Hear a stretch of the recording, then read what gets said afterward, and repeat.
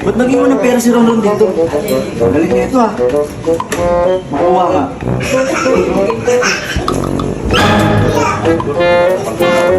Dami na ito ha, ano? Ano to? Ay, ang ginagawa mo dyan?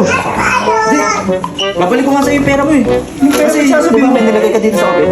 Ako may nilagay dyan? Oo, kaya nga kinuha ko, tapos babalik ko sa'yo. Pera nilagay ko sa oven?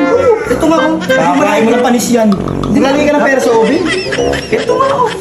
Ito, pera. Oo, hindi mo nakikita yan. Pera, nepay, tissue yan. Kawawa ka naman. Hirap na hirap ka sa buhay. Ipahinga mo yan. Tissue yan, oh. Oh, magtinos ka. Anong pera? Pera. Ngayon sa oven, laks. Tama mo. Oh, yan yung tissue mo.